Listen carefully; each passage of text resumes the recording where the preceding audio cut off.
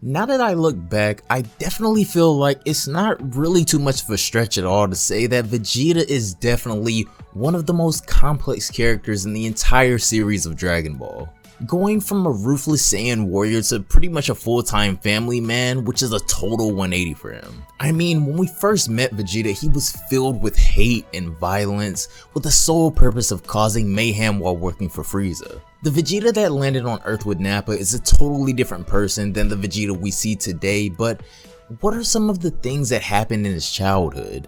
Occasionally we've caught glimpses of child Vegeta, but never really anything too defining of what made him the person he once was. However, thanks to the homie Malik, the creator of one of the greatest fan manga ever, Dragon Ball New Age, today we get a new look into the early life of Vegeta and some of his more resentful decisions. Originally being a villain, of course Vegeta has done some more than questionable things on screen, but even before that, we soon find out that his blood ran cold long before his introduction. When we last left off in Dragon Ball New Age, Rigor, a Saiyan that, like Goku and Vegeta, was absent during the eradication of the Saiyans, but his sudden appearance on Earth is not what you may think. Out for vengeance, this mysterious Saiyan arrives on the doorstep of Vegeta and demands his life for the sins he committed in his past. Feeling incredible energy coming from this guy, Vegeta wastes no time going Super Saiyan 4 pretty much right away, but after a few short engagements, he soon comes to realize that Rigor is much more than he seems. If you guys want to check out the story for yourselves, the link will be down below in the description box as always, and also don't forget to follow me on Twitter to stay up to date with all Dragon Ball related content. But without further ado, I got swords on my back, time my ride back. Ninjas with me, niggas going Starr, cause these bitches eating ramen noodles in the hood with my niggas. as Vegeta stands confused at Rigor's last statement, he asks for clarification on what life it is that he destroyed exactly. Rigor goes on to explain that it occurred exactly 1 year after the incident that happened on Planet Palm. We then go on to find out that this woman we recently saw at the end of the last chapter was Rigor's mother and an elite Saiyan warrior that worked under his father King Vegeta, so that would mean in this story Rigor is not Vegeta's brother, or at least so far that we know of. Sappari was also living with them at the time, and one day Rigor happened to be in the infirmary with a broken arm while his mother was out on a mission, so Sappari was left to greet him when he got out. On the day of his release, he says that he and Sappari headed straight home, only stopping to see a friend of their mother's, which funnily enough seems to be Goku's mother Jine. Whether this is just an Easter egg or will actually play some role later on in the story, we don't know yet, but when the two arrived back at their house, Rigor knew something was wrong. At their home, a Saiyan warrior awaited them and he attacked them both. Obviously being much stronger than children, the guy beats up Rigor, but when he hits Sappari, Rigor says that he saw red and blacked out and he doesn't remember exactly what happened, but apparently he killed the Saiyan. However, this is when his mother stumbled in the room bloodied and beaten, as it seems the Saiyans have labeled her a traitor, but Rigor says his mother would never betray the king. With only moments before the other soldiers come to finish them, Rigor's mother takes the two children to the space pod she kept for an emergency and loads them in, but unfortunately she has to stay behind to hold the Saiyans back in order for the two to escape. At that moment, his mother launches the pods with coordinates already set for somewhere far away, but as they take off, a beam comes out of nowhere from behind Rigor's mother and pierces her straight through the heart. And who committed this atrocity? None other than Prince Vegeta himself. Vegeta is the one that murdered Rigor's mother all those years ago and caused him so much pain up until this moment, but the intensity of these memories causes Rigor to begin to lose control and glimpses of his true power begin to leak.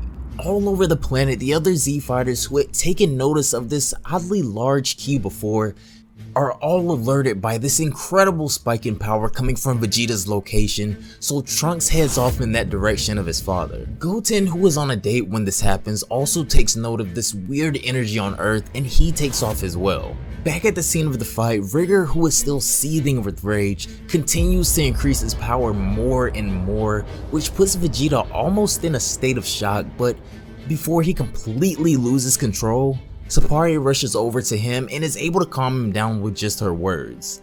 Still kinda at a loss as to just what is happening here, Vegeta stands frozen watching the strange couple as Sapari says that Rigger is getting way too worked up, so he shouldn't drag this on much further. One interesting thing brought up is a certain comment made, however, as we cut to the lookout and see Popo communicating with Old Kai about the troubles the Z fighters on Earth seem to be facing and to make Goku aware of the troubles. Old Kai, with a ton of commotion going on in the background, agrees that this situation does seem dire, and he says that he'll let Goku know immediately as soon as he's done destroying their planet. After they're done speaking, Popo goes back to report to Piccolo, but when he returns, Piccolo has dropped his cape and disappeared to the battlefield to assist Vegeta as well. Rigger, who has been just completely tossing around Vegeta, stands over him saying that he thought the words the prince once spoke about him never being able to catch up to him would hold true, but his hatred for the prince has been a powerful motivator. Rigger prepares to deliver the final blow as he says Vegeta can join his father in the afterlife and his mother can finally be at rest, but before he's able to attack, a blast from behind him lands a direct hit. This is when Piccolo drops in from out of the sky to the surprise of Sapari, who has been constantly scouting the area for other energy levels, as she says that she got absolutely no reading on him. Rigger finds it surprising that a person as heartless as Vegeta has an ally showing up to fight with them, but this is when Sapari picks up more energy readings, and then Goten and Trunks join the battle alongside Vegeta and Piccolo. Rigger seems even more surprised that Vegeta would have more allies to show up, but when Trunks refers to him as dad, this completely takes him to shock. It makes no difference to him, however, as he warns everyone that this matter is strictly between him and Vegeta, so should they get involved, he'll hold no guilt in destroying them as well. Not knowing exactly what to expect from their opponents, Trunks asks what the plan seems to be, but Vegeta is just as stumped as he was 5 minutes ago, as he says that this guy is a lot stronger than he thought he would be and seems to be way more powerful than even that. Seeing as how Rigger's ki is already insane, Piccolo asks Vegeta if he's sure this guy can get even stronger than this, and then Vegeta explains that what they feel from Rigger right now is only marginally what he's truly capable of, because his power seemed to grow almost exponentially in his rage form, indicating that Rigger may have even more transformations in the future. With Rigger only in what seems to be the most basic Super Saiyan form and already reasonably stronger than Super Saiyan 4 Vegeta, things look bleak for the Z fighters, as even Vegeta agrees that the odds are stacked against them, especially without Goku. By the way, just what was he doing on the Supreme Kai's planet that's holding him up?